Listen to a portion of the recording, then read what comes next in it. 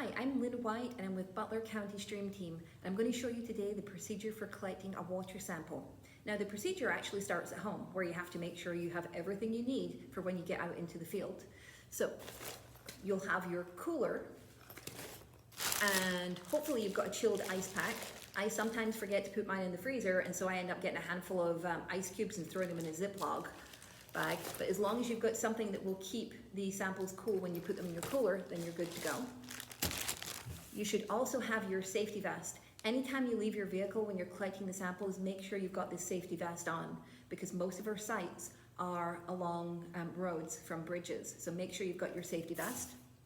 You'll have your bridge sampler. Yours may or may not look like this. They're all made from suet feeders, but some have got front doors, some don't. Some have got chain on the bottom, some have got this big sheet of metal, but you'll have your bridge sampler. Now, one thing that I have done with my bridge sampler is just before the end of the rope, I put a knot.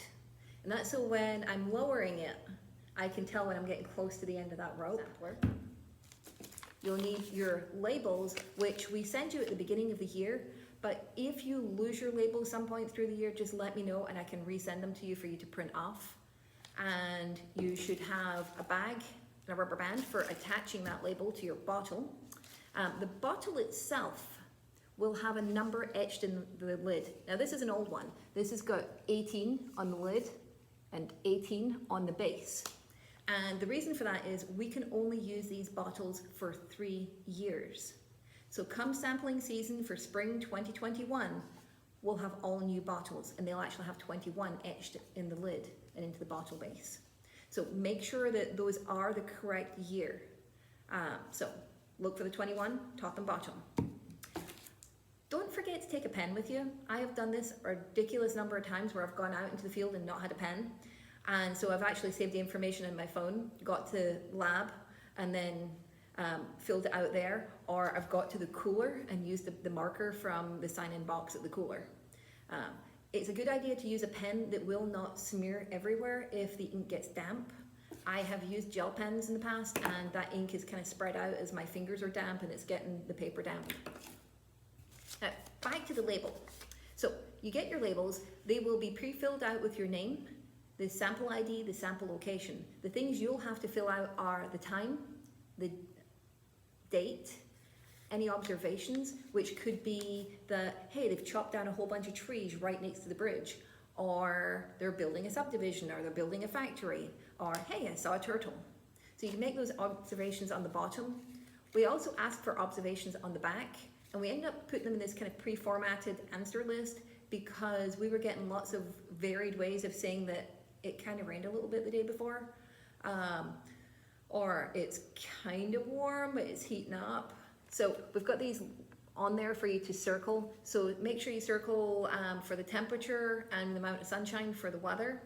Circle something for the rain, the water, the flow, and fish. Once you've done that, put it into your Ziploc and you'll be attaching it to the bottle. Now I do this part, filling out the label and attaching it to the bottle, once I'm back in the vehicle so that I'm standing along the edge of the road for the shortest amount of time possible. Now, when you attach it to the bottle, you only need to put the rubber band around there one time. This is good enough. It's not going to fall out. All you're doing is placing it in the cooler, and then all we're doing is bringing it back out the cooler. A lot of people, for safety, have been putting it on there like 2 and 3 times, and that's fine and all, but when we get to lab and we're processing like over 100 samples, our fingers are really cold touching these, and it's really hard, especially with gloves on, to try and get these rubber bands back off. So you only need to have the rubber band on there one time. It will make our life so much easier in lab. And if you've ever helped us with checking in lab, you will understand. To collect the sample itself, you're going to put your bottle in your bridge sampler. Now, it's better to leave the cap on there if you can. I put the bottle in my bridge sampler while I'm in my vehicle. And then I head out to the creek. So once I get to the bridge itself, or the creek itself, that's when I take the lid off. And that will provide the shortest amount of time possible where you might accidentally put your finger in the lid or accidentally in the bottle. If you put your finger in the lid or the bottle, then you've contaminated the sample. So that's why I wait until I get to the bridge before I open it. And that's why I put it in here before I open it, because trying to shove that bottle in there and stuff when the lid's open, you're just better safe than sorry. So I'm at the bridge, take the cap off. Then you want to put the cap somewhere safe. Your pocket is not a safe place because there's all sorts of gunk in there. Instead, either put it on the ground where you're not going to kick it, or knock it in there with a rope, or put it on the bridge somewhere where you're not going to knock it in. I have managed to knock my lid in and lost the lid. It's happened to a bunch of us, but try and find that safe place where that's not going to happen. And then you're going to collect your sample. So collect the sample, you'll lower it down, fill it with water, you'll bring it back up, and then pour that water onto the cap to rinse the cap. Then you're going to do that 2 more times for a total of 3 rinses. Then you will lower it a 4th time, and that 4th time that you lower it is when you collect your sample.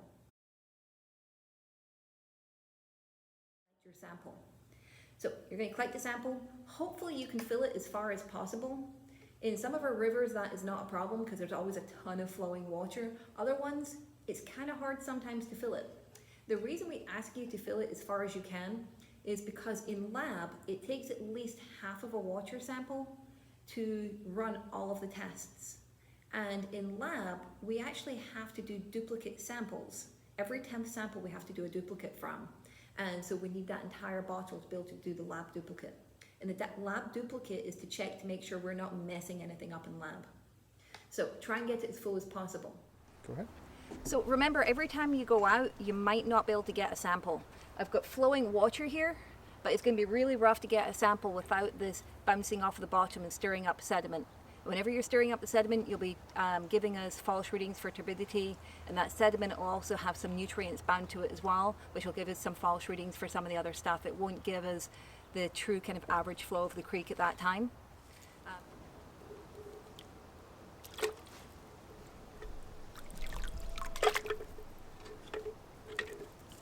I need the nose to work. So obviously I'm not standing on a bridge here, so you have to use your imagination, but if you're looking down into a pool of water like this that looks like it's plenty deep enough for you to be able to lower the bridge sampler, check to make sure that there is actually flow coming into the pool and it's not just a standing pool of water, because we're going for stream flow here, not pond flow. So if there's no connection between that deep area and the river or the creek flowing in the channel, then that's not a sampling spot. So always make sure it's connected. And then once you've got your sample full as possible, then carefully put that cap back on. Now, I've been given into trouble from Tara and Lab because when I've done this and taken it off, I haven't checked to see if the lid is completely tight. Make sure it's completely tight once you get it out of there, because I had one of mine emptied in the cooler because I didn't make sure it was properly tight. Okay, so now that you've collected your samples, you're going to drop them off in whichever your drop-off location actually is, and you'll find 2 coolers, and they both have padlocks on them. And if you're one of our samplers, you will be given the combination to get into the 2 containers. If you're ever out in the field and you have forgotten what they are, then you can text or call me and I will send it straight to you.